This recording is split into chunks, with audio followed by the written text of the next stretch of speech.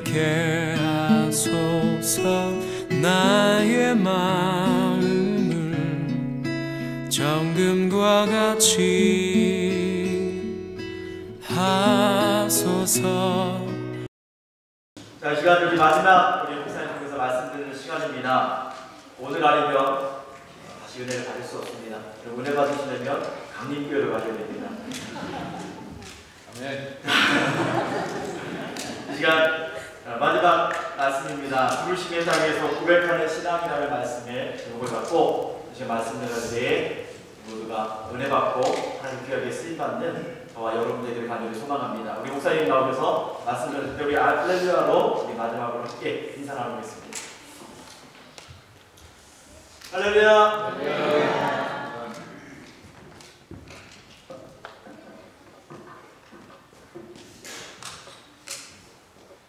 제가 우리 감리교 지방에 선교 충무를 한 4년을 합니다. 저는 보통 1년에 2번씩 부흥성회를 하게 되면은 강사 목사님을 이제 모셔야 되지 않습니까? 그 일이 굉장히 힘들고 예민한 일입니다. 강사 목사님을 대해야 우리가 설교나 또 방송을 통해서는 알지만은 그분의 성향이 어떨지라고 하는 것에 대해서 우리가 고민을 많이 하죠. 그러면서 모셨을 때 어떤 분은 나는 물은 이것만 먹습니다 라고 하는 분도 계시고요. 또 그게 또 몸 때문에 그런 경우도 있으셨고, 나는 밥을 한 끼만 주면 됩니다 라고 하는 분도 계시고, 하여튼 이렇게 나름대로 준비를 했는데 이렇게 안 맞는 경우들이 있어요. 그러면 맞춰드려야 될 거 아니에요. 그리고 또 교인들 입장에서나 교회 입장에서는 강사 목사님이 오셨으니까 너무나 기대가 많아서 그분을 통해서 뭔가 함께 하고자 하는 마음이 있기에, 그러한 기대치도 있기에 그것을 함께 조절해 가는 것이 굉장히 어렵습니다. 그래서 저는 맨 처음에는 그냥 저도 한 끼만 주세요 그랬는데 목사님이 100끼마다 뭘 이렇게 준비해 놓으셨어요. 그래서 목사님의 말씀에 제가 그냥 따라서 순종을 했습니다. 그래서 순종하며 나왔는데요. 우리 목사님 준비하시느라고 너무나 고생을 많이 하셨고요. 또 이 참 작은 교회 속에서 이런 귀한 사역들을 감당하는 것이 너무나 힘듭니다. 그럼에도 불구하고 모든 교인들이 열심을 다하여서 섬겨주셨던 것 또 감사를 드리고요. 오늘 낮에는 거의 한 20도까지 올라가더라고요. 올라가니까 많이 이제 피곤해 하시는 것이 살짝 보이셨어요. 근데 오늘 저녁에는 이제 마지막 시간입니다. 이제 끝을 마무리를 잘 지면 되겠고요. 또 KW 교회라고 이렇게 말하는 게 키치너 워터로 장로교회라고 이렇게 말씀하는 거죠. 그 KW 장로교회에서 이렇게 함께 와주셔서 저녁마다 이렇게 힘이 되게 주셨으니 너무나 감사합니다. 집회마다 힘이 되게 주셨니 너무나 감사합니다. 오늘 낮에는 여러분들이 안 계시니까 약간 많이 허전했습니다. 그래서 너무나 이 함께 하시는 것이 얼마나 기쁘고 좋은가 라고 하는 것을 또 한번 확인할 수 있는 그러한 시간이었습니다. 오늘 이야기는 교회를 통한 헌신의 이야기를 하려고 합니다. 첫날 저는 여러분들 앞에 이민자가 되어서 우리가 살아가는 삶 가운데서 경험하게 되었던 돌을 들게 되는 그 상황, 그 앞에서 내려놓고 대신 이 손에 글을 쓰는 연습을 하자, 예수님처럼 글을 쓰는 연습을 하자 라고 말씀을 드리면서 기도의 사람, 말씀 묵상하는 사람, 또한 찬송의 사람으로서 하나님과 나와의 깊고 은밀한 그러한 깊은 교제를 갖는 사람이 되자라고 말씀을 드렸습니다. 그리고 그 다음날 아침에 야곱을 샘플로 예를 들면서 하나님과 독대하면서 하나님과의 인격적인 만남 가운데서 자기는 없고 하나님의 뜻으로 살아가게 되었던 야곱을 소개하게 되었습니다. 그리고 어제 저녁에는 이민자가 되어서 우리가 경험하게 되는 빈손의 감정들, 빈손의 절망감들을 함께 나눕니다. 우리 앞에 사자를 만나게 되는 그 어마어마한 일 앞에서 내가 할 수 있는 것, 가진 것은 요것도 없구나 라고 하는 빈손의 절망감이 우리 앞에 들게 되지만, 하나님의 성령에 붙들린 바 되면은 라고 하는 말씀을 통하여서 영으로 사는 사람, 성령 안에 사는 사람이라고 하는 그러한 말씀을 나누게 되었습니다. 그리고 오늘 낮에는 이처럼 성령으로 살고 믿음으로 살면서 주님 앞에 충성을 하면서 everything is going well, 모든 것이 다 잘 되는 삶이 아닌 경우를 우리가 또 보기도 하는 거죠. 주님의 말씀에 순종하였음에도 불구하고, 주님을 모시고 갔음에도 불구하고 그 배가 풍랑을 만났다라는 말씀을 드리게 되었습니다. 그러나 주님과 내가 같은 배를 타고 있다라고 하게 되면 우리는 주님의 공동 운명체라고 하는 거죠. 주님이 주님의 자존심을 위하여서 책임져 가듯이 주님의 배에 내가 타고 있는 한 주님께서 나를 지켜주시고 돌봐주셔서 믿음과 소망과 약속의 저편을 향하여서 나아갈 수 있다라고 하는 거죠. 여기에 왜 우리를 안 돌아보십니까? 왜 예수님 나를 케어하지 않습니까? 라고 하는 것이 아니라, 이러한 풍랑과 소용돌이 속에서 하나님의 뜻과 하나님의 말씀과 내 안에서 이 갖춰야 될 나의 몸가짐과 믿음의 자세는 무엇인가? 라고 하는 것을 돌아보는 것이 필요하다라는 그러한 말씀을 드렸습니다. 오늘은 교회 이야기입니다. 그리고 당연히 마지막 시간이니까 사명 이야기를 해야 하겠죠. 사명 이야기를 하고 교회 이야기를 하게 되면은 불편하기도 합니다. 어떻게 보게 되면은 당위성의 이야기들을 쭉 해야 하기 때문에 여러분의 입장에서 보게 되면은 이제 부흥회가 끝나고 마지막 시간이니까 또 목사가 이렇게 신신당부를 하겠구나라는 그러한 생각을 하시게 될 텐데요. 제가 청년들한테 이런 이야기를 하게 됩니다. 야, 교회를 향하여서 선교하라. 너희들을 향하여서 주님의 제자가 되어서 사명을 감당하고 부르심에 쓰임받는 하나님의 사람들 되라 라고 하는 그러한 권면의 말씀을 들으면 불편하지, 마음에 이 프레스가 오고 푸시당하는 그러한 느낌이 들지. 근데 할 수 없어. 우리가 믿는 교주 예수님이 그렇게 말씀하셨기 때문에 교주가 말씀하시니 교주 말씀대로 따라가야지 라고 하면서 그렇게 쉬운 말로 이렇게 청년들 앞에 말하게 됩니다. 그리고 하나 더 말을 살을 붙이게 되죠. 요새 이슬람이 왜 이렇게 부흥하고 확장되는지 알아요? 그 사람들의 교리나 그 사람들의 그 믿는 내용들은 굉장히 단순함에도 불구하고 진의 교주가 말한 대로 그대로 따라가기 때문에 이슬람이 그렇게 확장되는 거야. 근데 기독교가 왜 부흥하지 못하는지 알아? 그리고 많은 어려움이 있는지 알아? 아니, 자기들의 교주가 되는 예수님의 말씀에 대하여서 토를 달고 회수천 마크를 너무 많아. 성경 마태, 마가, 누가, 요한 네 복음서의 끝을 보게 되면은 다 똑같은 결론인 거죠. 회복의 사람이 되고 부활의 사람이 되어서 주님의 손길과 은혜 안에서 새로운 삶을 살게 되었으면 주님의 당부하심을 따라서 사명을 감당하고 하나님의 나라를 위하여서 살라라고 하는 것입니다. 부르심의 사명을 감당한다라고 하는 말을 요새 유행하는 말이 뭐냐고 하면은 미셔널 처치라고 하는 말을 쓰게 됩니다. 원래는 미셔널이라고 하는 말이 영어 단어에는 없습니다. 네슬린 뉴비긴이라고 하는 영국의 선국의 성공의 신부가 이 단어를 만들어내게 되었는데요. 미션 플러스 올 플러스 처치입니다. 미션 올 처치인데 그것을 이제 줄여서 미셔널 처치라고 하는 그러한 이름을 쓰게 됩니다. 한국말로는 선교적 교회라고 하는 그러한 말을 쓰게 되는 거죠. 이 말을 쓰게 되었던 배경이 있습니다. 네슬린 뉴비긴이라고 하는 이분은 영국 성공의 신부로서 인도에 가서 30년 동안 선교사로서 출중하고 신실하게 선교의 사역을 잘 감당하였습니다. 그리고 또 선교학자로서 탁월한 안목과 경험도 있었고 종종 이렇게 강연도 다니는 사람이었습니다. 근데 나중에 이제 30년의 인도 사역을 다 뒤로하고 자기 본국이었던 영국으로 돌아오게 되었더니 영국 교회가 말이 아닌 겁니다. 예배당이 변하여서 펍이 되고, 예배당이 변하여서 이슬람 사원이 되고, 예배당이 변하여서 세상적인 것 같은 정말 좀 멋있는 그러한 아파트로 바뀌어지게 되는 그러한 모습을 보면서 내가 선교 잘못 갔다라고 하는 거죠.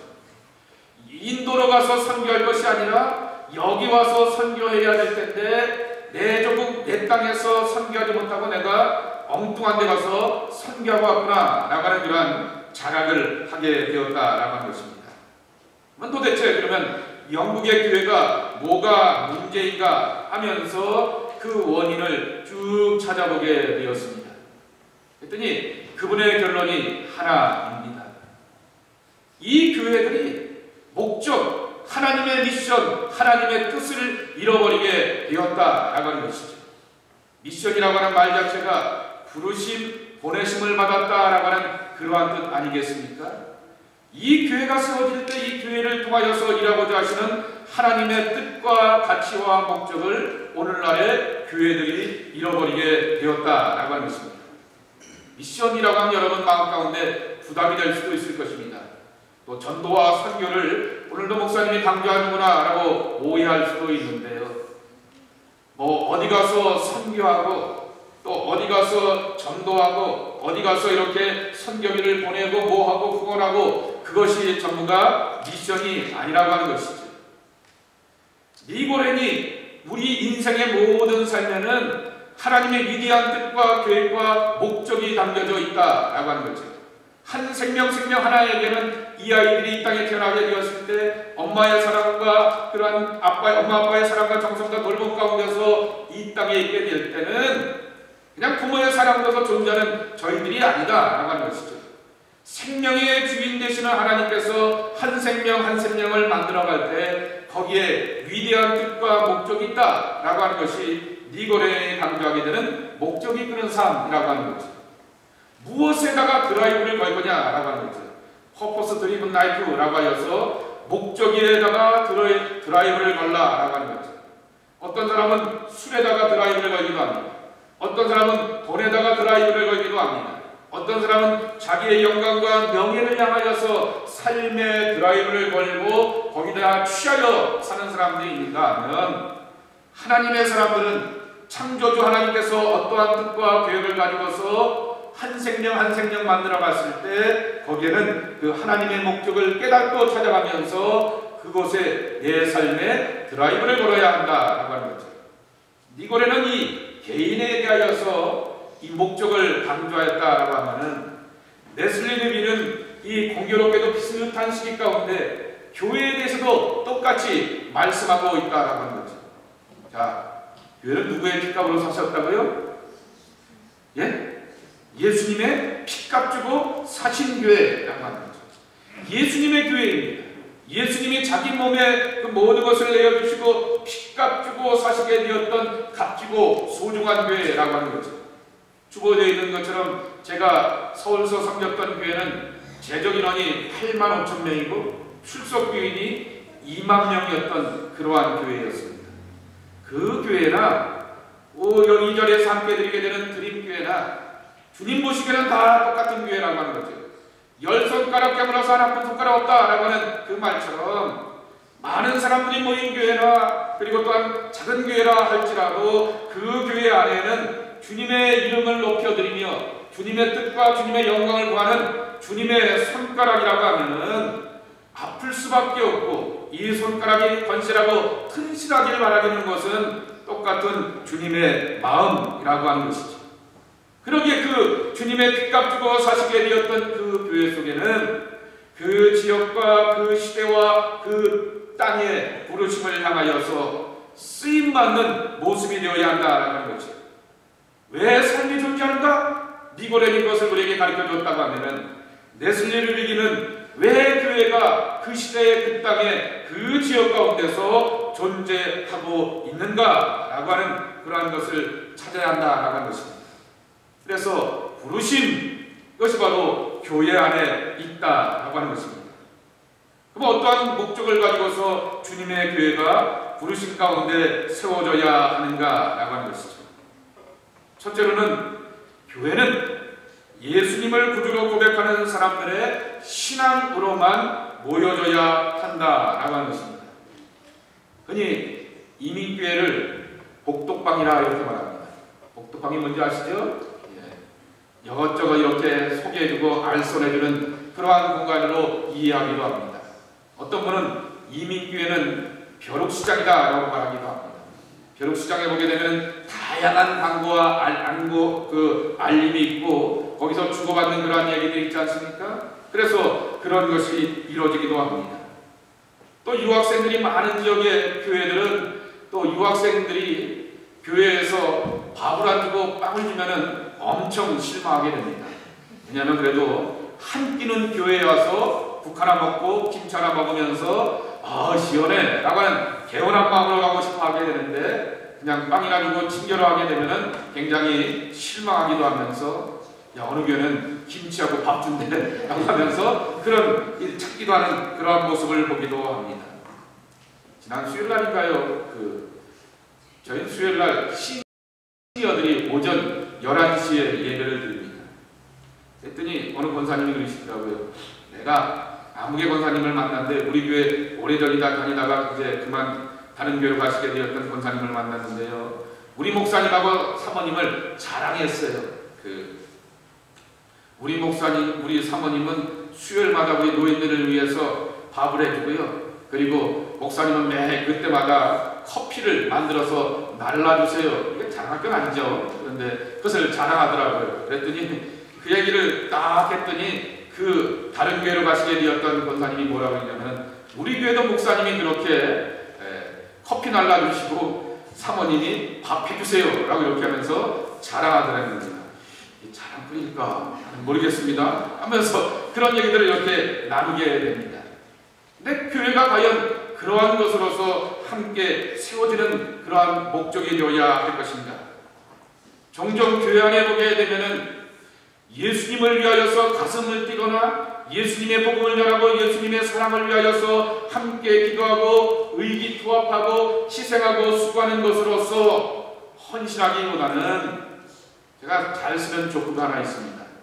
나는 날마다 사소한 것으로 목숨 거노라 라는 말처럼 비본질적인 것으로 인하여서 교회 안에가 흔들릴 때가 많이 있는 것을 보게 됩니다.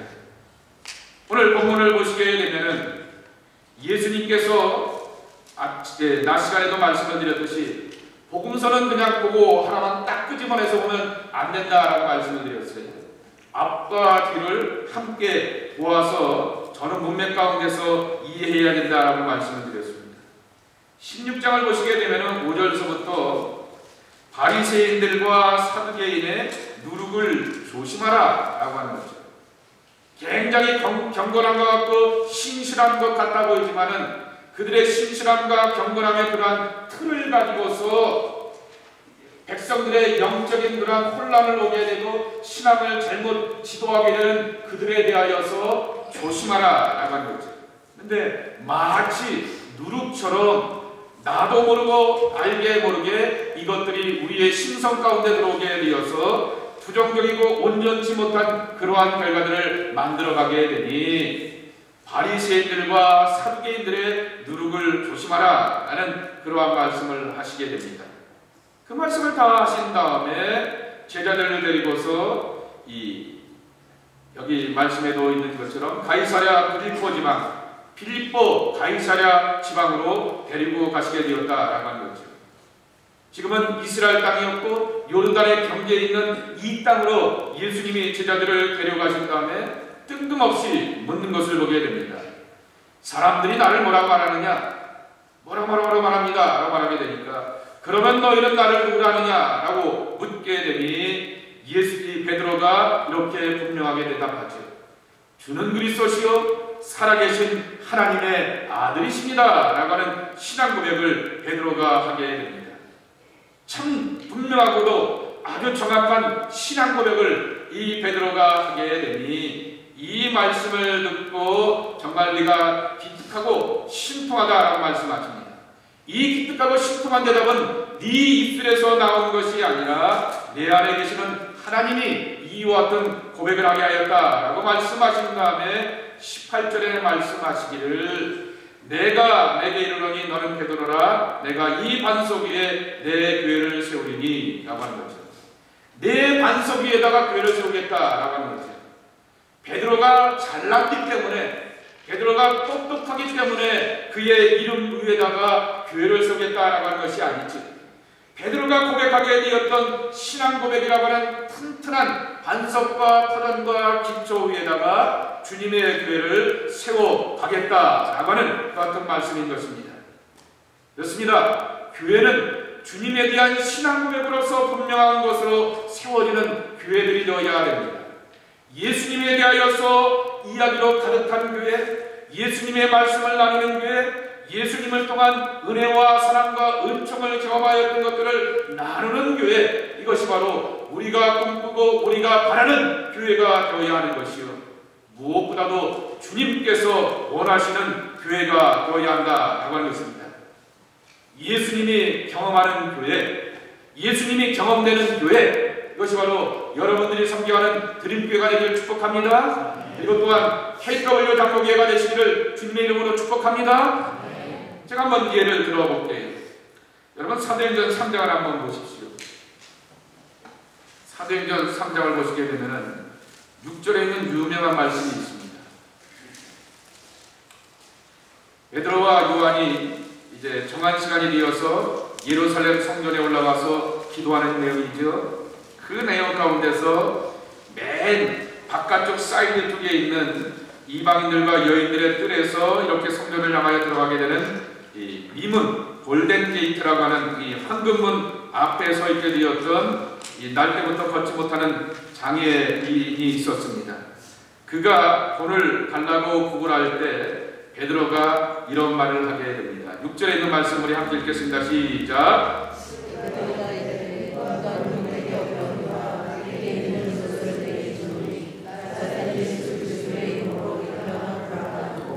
아멘. 한번 여쭤볼게요. 베드로가 은과 금은 내게 없다 그랬습니다. 자, 여쭤볼게요. 이게 참일까요? 거짓일까요? 제가 볼 때는 베드로가 거짓말한 것 같습니다. 자극적으로 표현할게요. 베드로가 뻥친 것 같습니다. 은과 금은 내게 없다. 그럴 수도 있죠. 당장 성전에 올라오니까 지갑 안 챙겨오고 돈 안 챙겨와서 당장 주머니에 돈은 없을 수가 있습니다. 그런데요, 2장을 한번 가만히 보실까요? 바로 위에 있는 2장을 보시게 되면은 43절, 44절, 45절입니다. 우리 한번 또 2장 43절, 44절, 45절을 읽어보실까요? 시작.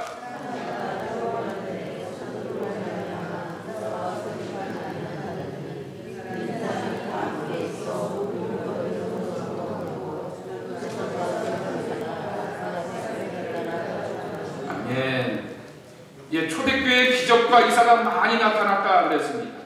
또 기적과 이사가 나타나게 되니 이 초대교회가 섬겨가는 아름다운 신앙, 아름다운 정신, 나눔의 마음을 기특하게 여기면서 그 신앙의 공동체에 참여한 사람들 가운데서 재산이 많은 사람들, 자기가 갖고 있는 모든 것들을 향하여서 다 팔아서 교회에다가 내놨다라고 말하게 됩니다.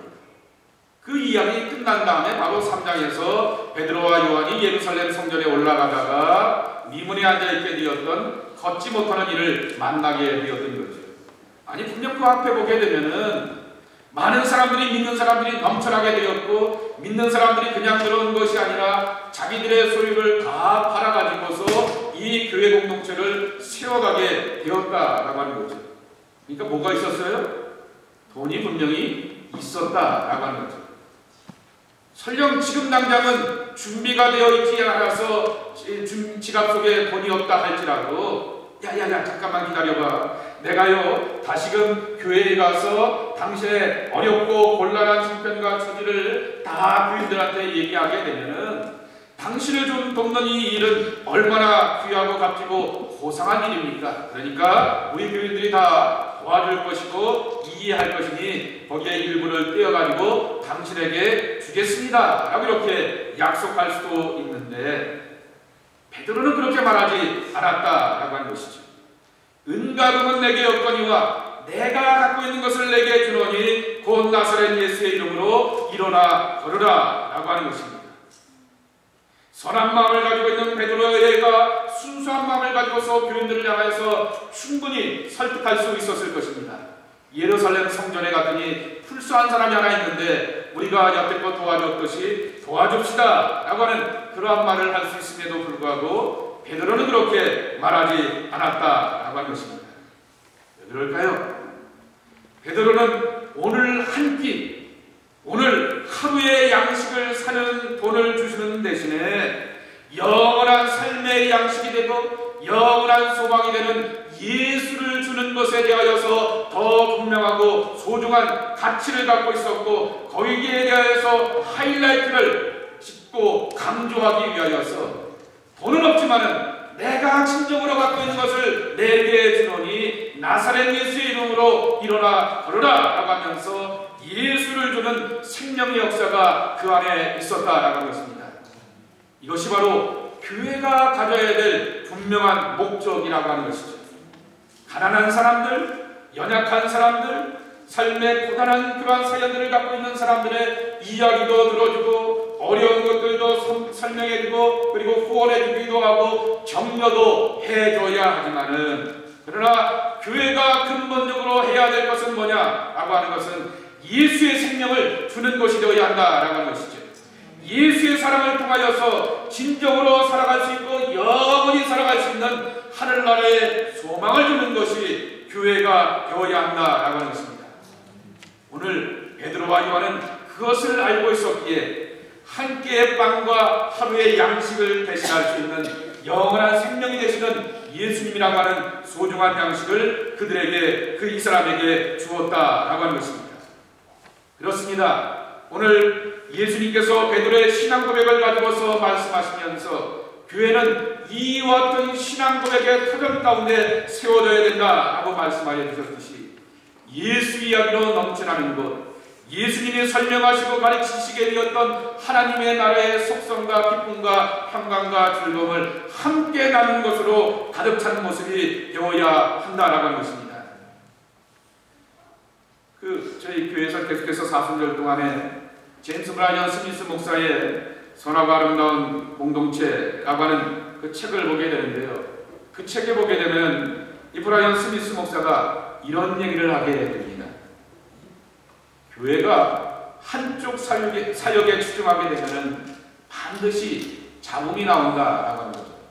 무슨 말씀이냐고 하면은 우리는 열심히 선교합시다라고 하면서 선교에 대해서 치중하게 되면은 선교에 대해서 자신이 없는 사람들이 있고, 전도합시다라고 말하게 되는데 그 전도에 대해서 쭈깃쭈깃하면서 잘 못하고 앞에 납장서지 못하는 사람들이 있다라고 하는 거죠.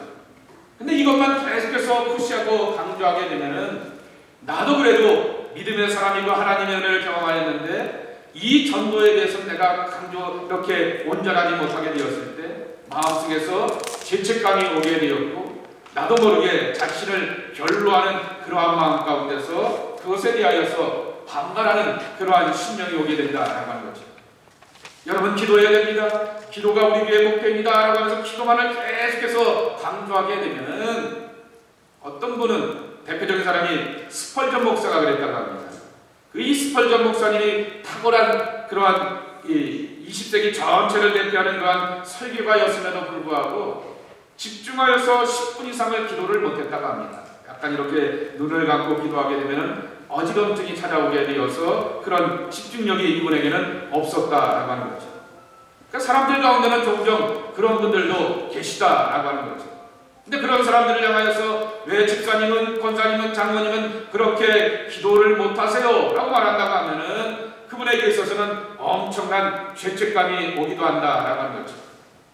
한쪽에다만 포커스를 맞추고 한쪽에다만 강조하게 되면은 잡음이 있을 수밖에 없다라고 하는 거죠. 그럼 뭘 강조하느냐라고 하는 거죠. 예수님이라고 하는 거죠. 우리를 온전케 하시고 우리를 새롭게 하여 주시고 그리고 우리를 향하여서 날마다 소망 가운데 나가게 하시는 그 예수님이라고 하는 거죠. 정말 예수님의 모요라고 말하게 되면 여러분, 예수님께서 이 고난주간에 십자가의 제물이 되어서 구원하셨다라고 하는 그 사실에 대해서는 변함이 없지만은 예수님이 3년 반 동안 공생의 기간에 하셨던 것이 있지 않습니까? 하나님의 나라는 마치 이와 같도다 라고 말씀하여 주시면서 하나님의 나라를 가르쳐 주셨습니다. 산상수훈의 가르침을 가르쳐 주셨다라고 하는 거죠. 그런 예수님의 가르침으로서 충만하고 거기서 받았던 은혜와 기쁨을 함께 나누는 것이 교회 공동체 안에서 가득 차야 한다라고 하는 것입니다. 이 기쁨과 즐거움으로서 우리는 세워져야 하는데, 오늘 여기 마태복음 16장 말씀해 보게 되면은 주는 그리스도시요 살아계신 하나님의 아들이십니다 라고 베드로가 신앙 고백을 하게 되자 네 고백이 반석이다 라고 말씀하시게 됩니다. 이 튼튼한 반석 위에다가 집을 짓는 것이 마땅하다 라고 말씀하십니다. 여러분들이 섬겨하시는 교회가 이와 같은 교회가 되길 축복합니다. 예수님의 이야기로 가득 차고 예수님에 대한 자랑으로 가득 차고 예수님이 가르치고 선포하시게 되었던 하나님의 나라는 마치 이와 같도다 라고 하는 하나님의 나라의 속성에 관한 그 이야기들로 나눔이 있는 교회가 여러분들의 섬겨가는 복된 교회가 되시기를 주님의 이름으로 축복합니다. 두 번째로 여기 18절 말씀해 보게 되면은 너는 베드로라 내가 이 반석 위에 내 교회를 세우리니 라고 말하게 됩니다. 주님의 내 교회이지 사람의 교회가 아니다 라고 하는 것입니다. 근데 우리는 현실 속에서 사람의 교회들을 종종 보게 됩니다.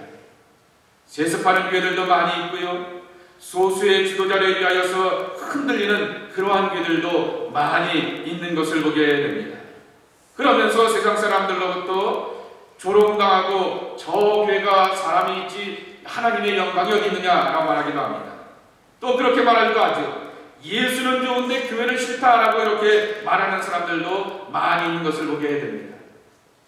제가 아는 분들 가운데 한 가정도 이 피치너 지역에서 그렇게 살아갔습니다. 한 2년 전에 붕해 때 정재훈 장로님 오셨을 때는 그분을 이렇게 모시고 와서 이 자리에 함께 드렸던 기억이 나게 되는데요.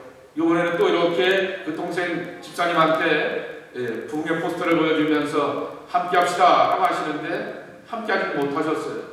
저하고는 같이 신앙생활하지 못하게 되었지만은 그러나 교회에서 저희 교회에서 말씀하시기를 굉장히 신실하고 좋은 분들이었고 착한 분들이라고 하시는데 교회를 떠나신 지가 벌써 몇 년 되셨다라고 하는 그러한 이야기를 듣게 됩니다. 여기서 그래 문제가 있었던 게 아니라 저기서 그랬어요. 저 동네가 문제예요. 그러니까 이 동네 얘기 아닙니다. 그렇게 아시기만 합니다.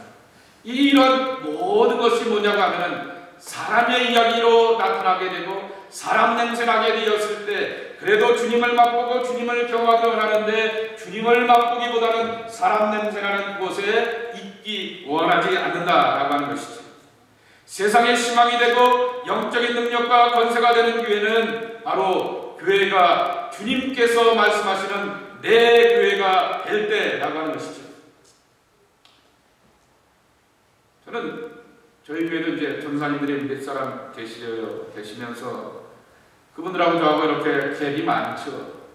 저는 25에, 그러니까 캐나다 나이로 25에 군목을 가는 바람에 목사가 일찍 되었습니다. 그러니까 세상도 잘 알지도 못한, 지금도 여전히 세상을 알지 못하는 철없지만 25은 더 했을 거 아닙니까? 그렇지만은 또 나름대로 이렇게 목회 경력이 쭉 쌓이다 보니까 감리교가 만 30년 목회를 하면 자원 은퇴할 수 있거든요. 그냥 제가 벌써 3, 4년만 지나면 자원을 은퇴할 수 있는 나이가 돼버렸어요. 그렇게 이제 목회를 하다 보게 되니까 교회 안에 있는 젊은 스태프들을 보게 되면은 어설프기도 하고 또 한 사람은 1.5세인데 1.5세나 2세의 아이들이 갖고 있는 그런 성향도 있지 않습니까? 많이 봐주기도 하지만은 또 이렇게 1세 입장에서 보게 되면은 부담스럽고 불편스러웠던 그런 것들을 향하여서도 많이 참고 기다려주기도 합니다. 그렇지만 또 담임 목사이니까 할 수 없이 뭐라고 이렇게 말을 하기도 하고 때로는 질책하기도 하고 강한 얘기를 하기도 하지요. 그런 마음 가운데 있어서 불편하다가 새벽 기도를 하면서 이런저런 교회의 모든 문제를 놓고 간구합니다. 그때마다 예수님이 저한테 하시는 말씀이 있습니다. 김 목사, 강림교회가 네 교회냐? 라고 묻습니다. 제가 대답해야죠. 아닙니다. 예수님의 교회입니다.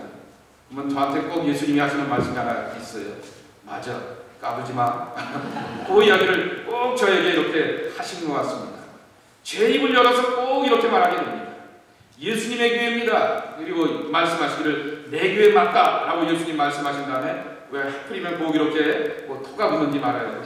까불지 마 라고 하는 그 말씀을 하시게 됩니다. 바로 이 시대의 교회의 위기는 복음이 사유화되었고 교회가 개인의 소유화되는 그러한 위기 가운데 있기 때문이다 라고 하는 것이죠. 특정 사람들, 특정 세력들 가운데서 움직여야 할 때 그 교회가 문제이다 라고 하는 것입니다. 오늘 예수님 말씀하시기를 내 교회라 이렇게 말씀하시게 되었다 라고 하는 것이죠. 이게 사실은 1, 2년 된 문제가 아닙니다.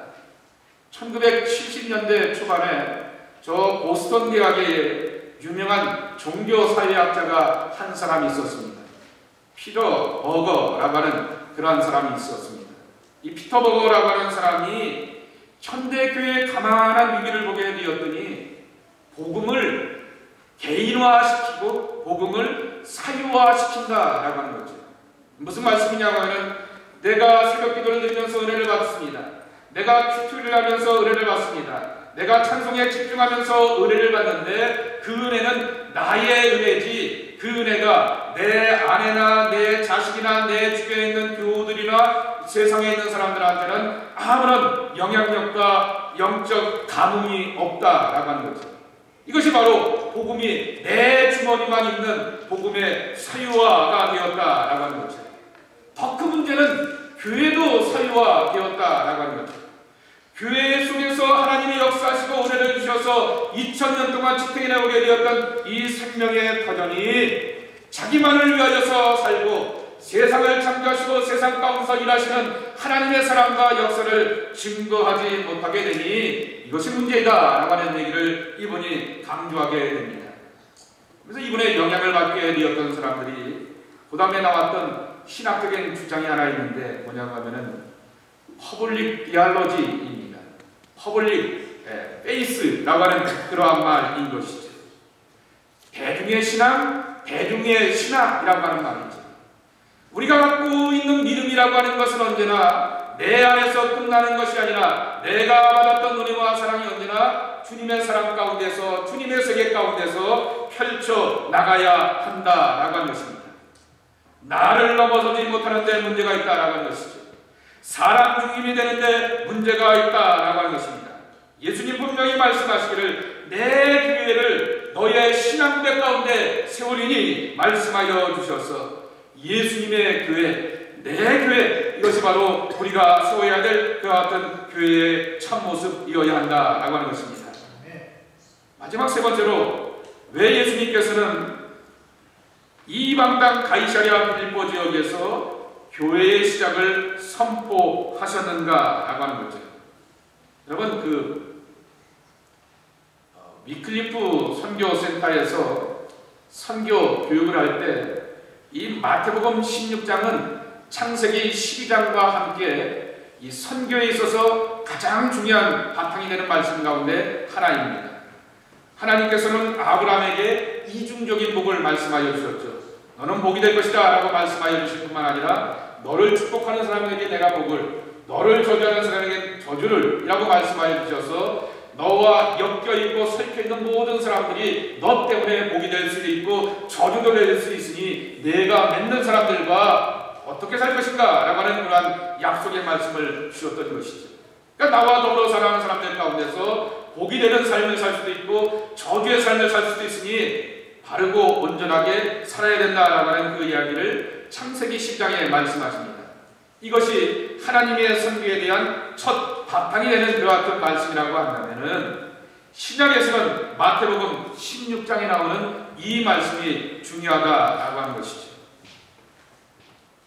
가이사랴 빌립보 가이사랴라고 하는 지역을 설명을 드리게 된다고 하면은 그때 당시에는 이방 땅이었습니다. 지금은 이스라엘 땅이 되었고 이 땅의 그 바로 옆에 요르단의 경계가 있다라고 하게 됩니다. 자료를 찾아보게 되니까 빌립보 가이사랴 지역이 어떤 곳이냐고 하면은 신전이 있는 땅이다라고 말하게 됩니다. 가이사라고 하는 말이 뭔지 아시죠? 케사르 시저라고 하는 그런 말입니다. 황제를 기린다라고 하여서 가이사라고 하는 이름을 붙이게 되었는데요. 이 이름을 붙인 사람이 누구냐고 하면은 이 지역의 분봉왕이었던 빌립 2세입니다. 그러니까 황제 이름도 붙이고 누구 이름도 붙여요? 지 이름도 하나 붙여놨던 거죠. 그래서 가이사 빌립보라고 하는 그러한 땅이 되었던 거죠. 그리고 아까도 낮에 말씀을 드렸듯이 이 갈릴리에 종종 이렇게 소동이 일어나게 되는 것의 그 근원이 보게 되면은 상류 쪽에 혈몬산이 있다고 합니다. 이 혈몬산에는 늘 눈이 덮여져 있어서 눈이 녹아져 갖고는 물이 하루를 흘러가게 되는데, 여러분 물이 녹아지게 되면은 뭐가 있습니까? 농사짓기에 좋은 것이죠. 이 중동 사막지대에서 물이 있다라고 하는 것, 눈이 녹는다라고 하는 것은 굉장한 그러한 특권의 그러한 땅인 것이죠. 그래서 기름지고 농사짓기에 좋은 땅이라고 하는 것이죠. 등 따시고 배부르면 사람들이 뭐하죠? 좋은 일 하나요? 딴짓하나요? 딴짓하죠. 그래서 우상 숭배가 있고 쾌락이 있고 오락이 있는 도시가 바로 이 가이사라 빌립보라고 하는 것이죠. 좀 전에 말씀을 드렸듯이 이런 땅에다가 이 빌립보라고 하는 분봉왕이 황제를 위하여서 가이사라고 하는 이름을 붙이게 되었고, 여기는 내가 이곳의 분봉왕 그리고 녹할의 왕이니 내 영토이다라고 하면서 이름을 강조하면서 빌립보라고 하는 이름을 함께 더 붙이게 되었다라고 하는 거죠. 정치적인 그러한 의미가 가득한 땅이 가이사랴 빌립보라고 하는 것이죠. 농사짓기 좋은 땅이기 때문에 사람들이 그 땅에 살아가는 것에 대해서 자부심이 있었다라고 하는 거죠. 그렇지만은 농사짓고 편안하게 살게 되니까 세속적인 즐거움과 오락과 쾌락을 추구하는 도시가 바로 이 땅이었다라고 하는 것이죠. 그리고 이 땅의 번영과 영광을 위하여서 로마의 신들을 기리고 예비하는 신전들을 세워놓으면서 웅장한 신전들이 있는 땅이 바로 가이사랴 빌립보였다라고 하는 거죠. 근데 왜 예수님은 예루살렘 성전의 제자들을 들고 올라가셔서 너희들은 나를 뭐라 하느냐라고 하면서 신앙교육을 요구하신 것이 아니었다라고 하는 거죠. 한적한 곳을 찾아가셔서 제자들과 예수님만 있는 이 집중하는 장소 가운데서 똑똑히 말해야 돼, 똑똑히 들어라고 하면서 신앙 고백을 요구하거나 신앙 고백을 가르쳐 주시지 않으셨다라고 하는 것이죠. 이 가이사랴 빌립보 이 땅은 저와 여러분이 살고 있는 우리들의 땅 아니냐라고 하는 것이죠. 정치적이고 세속적이고 세상의 즐거움과 세상의 가치와 철학과 신화들이 내 삶을 향하여서 영향을 끼치고 그 속에서 살 수밖에 없는 그러한 삶의 형태로 있는 것이 저와 여러분들의 모습이 아니냐라고 하는 것이죠. 근데 이 땅에서 예수님은 신앙 고백을 요구하셨다라고 하는 것이죠. 내 입술이 예수님에 대하여서 분명하고 내 입술이 십자가에 대해서 정확한 고백을 갖고 있는 그러한 사람들을 주님께서는 원하신다라고 하는 것입니다. 세상 속에 살면서 세상과 같지 않고 주님에 대하여서 삶의 무게중심이 분명한 그러한 신앙을 우리에게 원하신다라고 하는 것입니다. 보네포라고 하는 분이 이런 유명한 말을 남기게 되었습니다. 불편할 수도 있는데요, 한번 들어보세요. 우리는 기독교 이후의 시대에 살았다라고 하는 거죠. 기독교 이후라는 말이 뭐냐고 하면은 더 이상 기독교가 중심이 되거나 우리의 삶에 장적인 영향력을 행사하는 시대가 아니라라고 하는 거죠. 그래서 기독교 이후의 시대에 살고 있다. 그럼에도 불구하고 나는 하나님의 사랑과 부르심을 받게 되었던 크리스찬이다 라는 말을 하게 되면서 이런 유명한 말을 남겨놓게 되었습니다. 하나님 앞에서 마치 하나님이 없는 것처럼, 그리고 하나님과 함께 살아가라 라고 하는 것이죠. 세상이 어디입니까? 하나님의 존존 앞에 있다라는 거죠.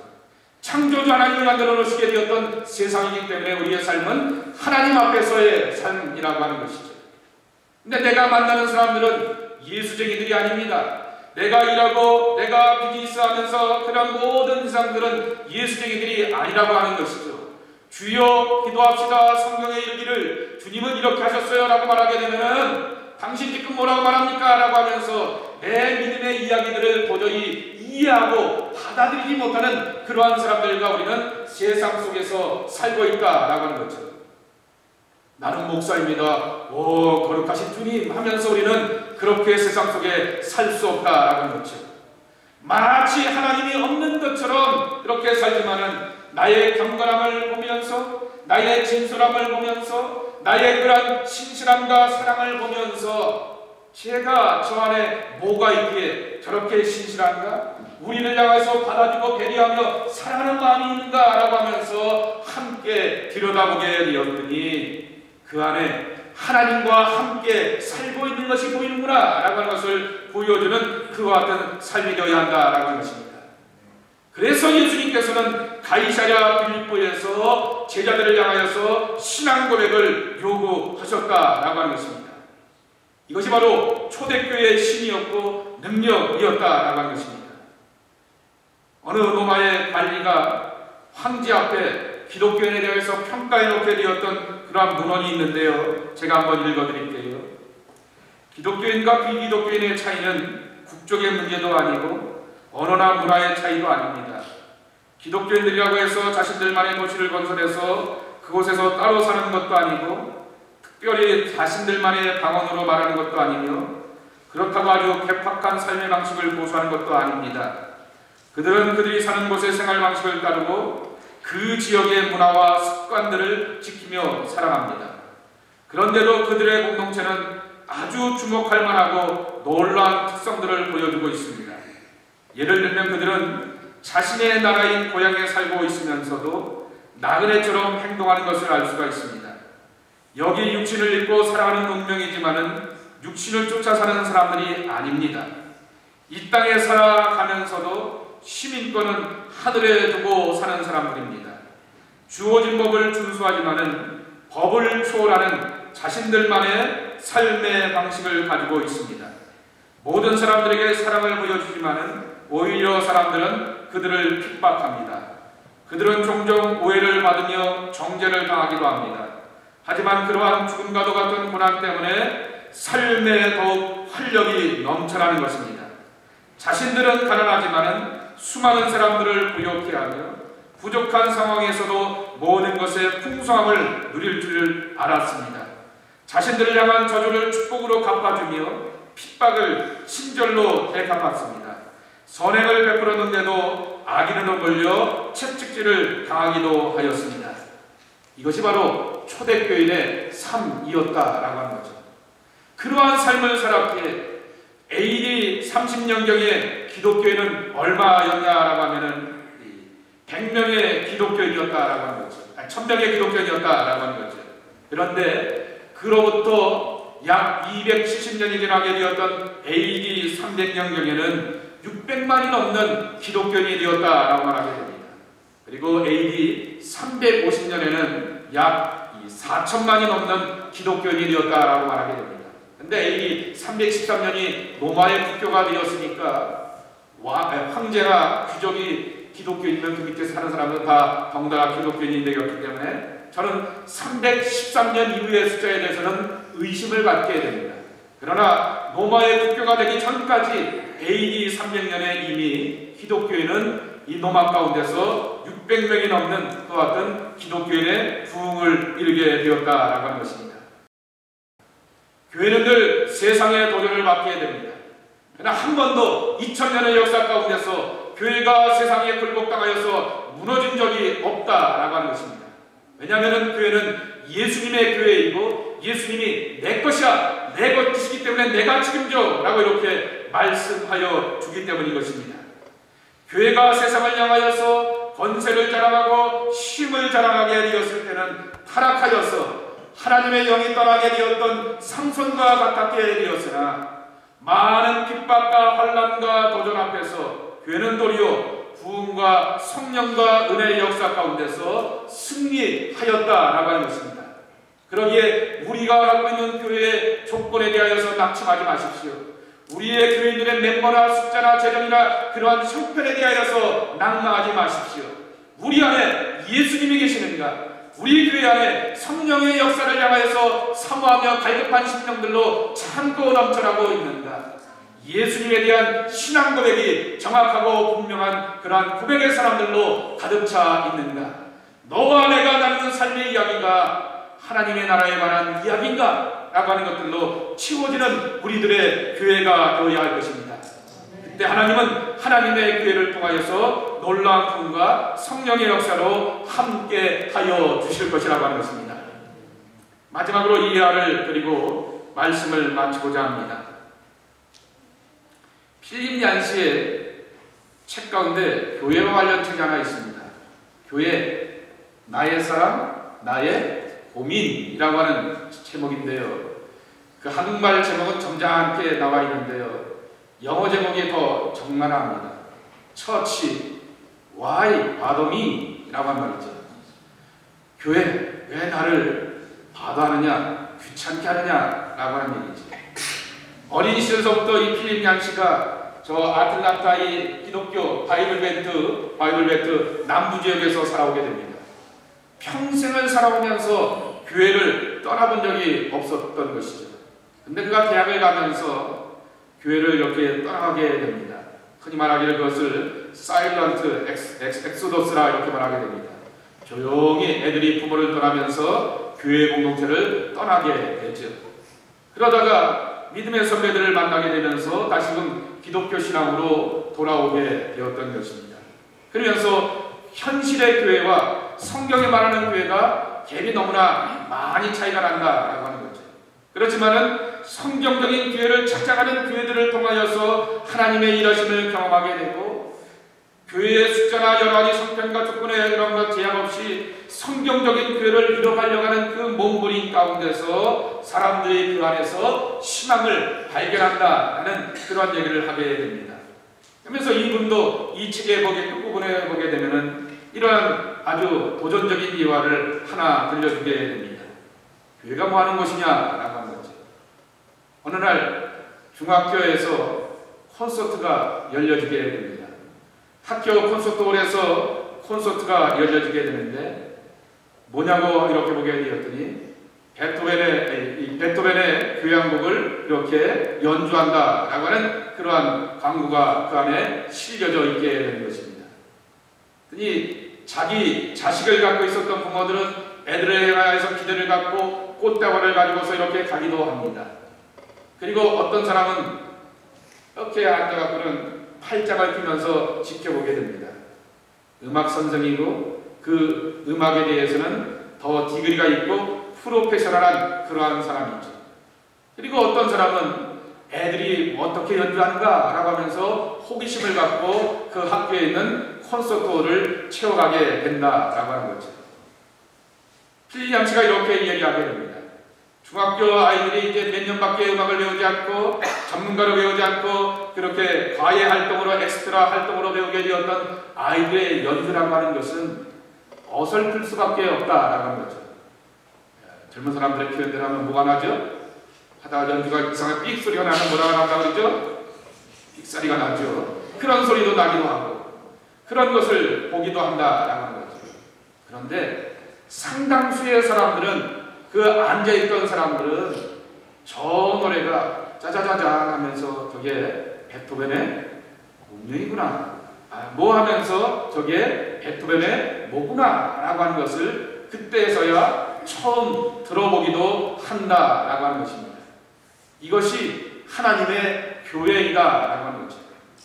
여기에 연주하는 아이들이 오늘 불렀던 찬양의 그 아이들과 같이 어설프기도 하고 악보가 싹 바뀌니까 애들이 당황해서 아까 울상이 된 아이가 하나 있더라고요. 그렇게 당황스러운 모습이 보이기도 하지만은 예수님을 사랑하고 교회를 사랑하고 주님을 사랑하는 그 모습이 전문가적이지 않지만은 그렇게 여러 가지 부족하기도 하지만은 저게 교회구나, 저게 하나님의 나라이구나, 저것이 정말 하나님께서 우리에게 가르쳐 주시기에 시작되었던 참 사랑의 공동체의 모습이구나 라고 하는 것을 향하여서 함께 보고 경험할 수 있는 그러한 공간이 되어야 한다라고 하는 것입니다. 여러분이 갖고 있는 환경들, 조건들 부족할 수가 있을 것입니다. 아까 제가 2만 명이 넘는 교회의 부목사였다고 그러지 않았습니까? 부목사만 23명이었고 전도사만 70여 명이 넘는 그러한 모임입니다. 아침 교육자 일을 하게 되면 이보다도 더 이렇게 자리가 꽉 차는 그러한 자리 속에서 아침 경건회를 매일 갖게 됩니다. 그런데 뭐라고 그러는지 알아요? 그러한 교회도 뭐라고 그러는지 아세요? 사람이 없어요. 그래요. 뭐 할 사람이 없다고요? 이 일에 전담할 사람이 없어요 라고 이렇게 말하게 됩니다. 현실의 교회는 다 항상 모자람을 경험하게 된다라고 하는 거죠. 부족함을 경험하게 된다라고 하는 거죠.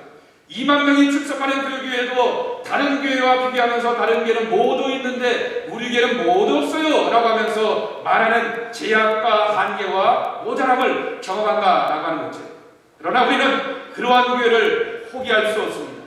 어린아이들의 연기를 통하여서 베트반의 교양국을 경험하게 되는 것처럼 바로 우리들의 섬김을 통하여 우리들의 사랑과 수고를 통하여서 부족하고 온전치 못하지만은 여기 하나님의 사랑이 이런 모양이구나, 여기 하나님의 은혜를 맛볼 수 있는 곳이 이곳이 있구나 라고 하는 것을 확인하게 된다라고 하는 것입니다. 여러분의 드림교회가 그런 교회가 되기를 축복합니다. KW 장로교회가 그런 교회가 되기를 축복합니다. 우리는 부족하지만은 예수님에 대해서는 철두철미해 보려고 노력하게 되고 예수님의 말에서 집중하게 되고 예수님의 사랑과 예수님의 말씀을 함께 나누는 것에 집중하면서 세상 속에 살아가지만은 그 세상 속에 물들지 않고 하나님의 사람들의 신실함을 보여주는 가이사랴 빌립보의 성공이 우리에게 있어야 하겠다라고 하는 것입니다. 키치노 워터루가 여러분에게 부름의 땅입니다. 이곳이 여러분에게 사명의 거룩한 터전이라고 하는 것입니다. 이곳에서 주님 앞에서 최선을 다했다가 주님 앞에 서게 되었을 때 잘했다 칭찬받는 우리의 신앙이 되어야 하겠습니다. 옳다 여김을 받는 하나님의 사람들이 되어야 하겠습니다. 이 믿음의 복을 누려가는 주의 사람들 되기를 주님의 이름으로 간절히 축복합니다. 이렇게 찬송을 하게 되는데요, 이런 기도를 하나 했으면 좋겠어요. 이렇게 오늘 그 KW 장로교에서 오신 분들은 양해를 해주시고 타교에서 오신 분들은 양해를 해주시고요. 김기동 목사님하고 사모님 이렇게 오실까요?